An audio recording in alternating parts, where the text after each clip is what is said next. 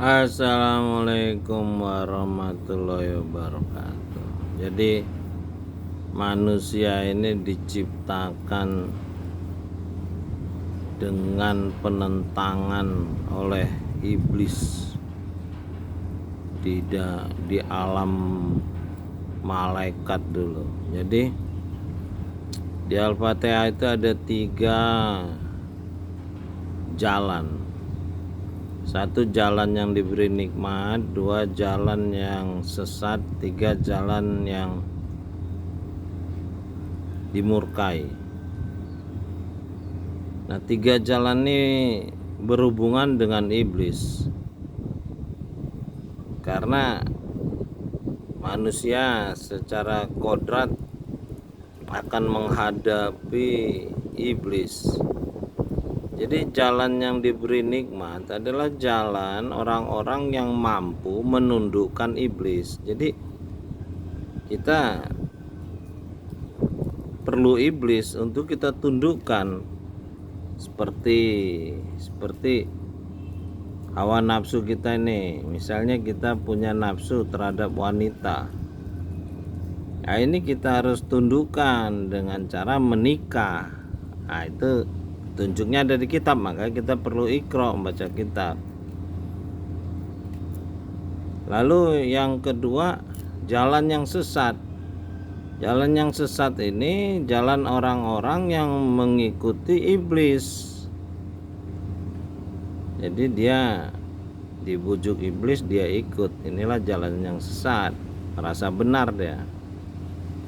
Nah, banyak orang yang pinter ini tersesat karena dia menafsirkan misalnya ayat-ayat kitab, tapi dia tidak punya hati yang bersih, hati yang jujur. Kalau di zaman Sokrates tuh kaum sofis namanya. Kaum sofis ini orang-orang yang berilmu, yang ilmunya itu dipakai untuk mengikuti pemimpin-pemimpin yang tidak baik, membenarkan pemimpin-pemimpin yang tidak baik. Jadi di sini kita tahu ada profesor-profesor di Republik Indonesia ini yang hari ini dikata-katain oleh netizen. Misalnya Profesor Jimli Asidiki itu dikata-katain karena pendapat profesor ini bertentangan dengan hati nurani gitu loh. Jadi ilmunya ini dipakai untuk kepentingan penguasa gitu.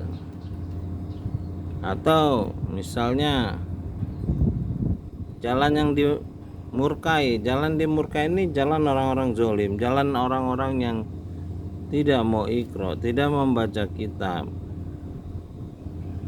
Jadi dia tertutup. Ini orang kafir. Jadi kafir itu bukan beda agama, tapi orang yang tertutup dari membaca kitab karena hatinya udah senang berbuat dosa ini. Bukan dia tidak jujur aja, tapi dia ahli maksiat gitu. Ya, mudah-mudahan keterangan singkat ini bisa menjadi kita untuk merenungkan apakah kita berada di jalan yang mana gitu. Mudah-mudahan kita semua akan dibersihkan, lalu kita bisa jujur, lalu kita bisa iqra, memperbaiki diri.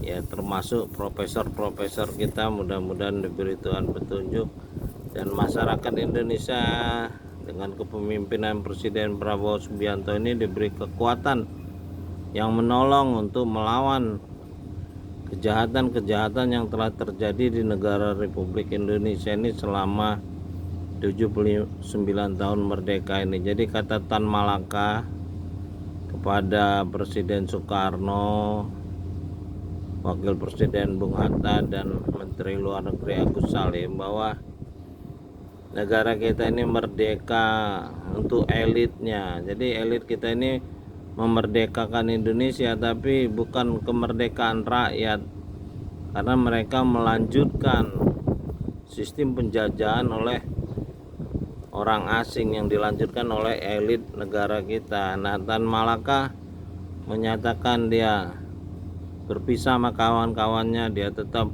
memperjuangkan kemerdekaan bagi seluruh rakyat Indonesia.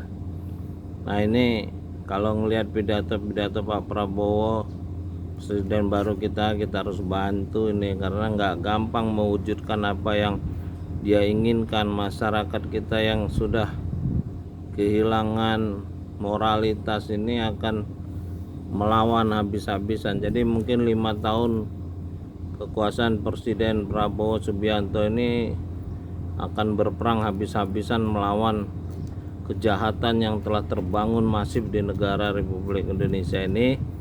Mudah-mudahan beliau bisa diberi kekuatan yang menolong oleh Pencipta langit dan bumi.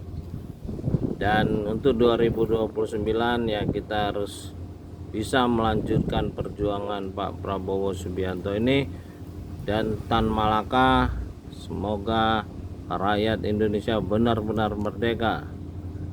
Dan kita diberi kekuatan menolong. Robi adil nimut kholai sidiki wa nimroja sidiki wa jalim ladun kasultanan nasiro. Salam dari Menara Langit. Salamun kolami Robi Rohim. Assalamualaikum warahmatullahi wabarakatuh. Alhamdulillahirabbil alamin.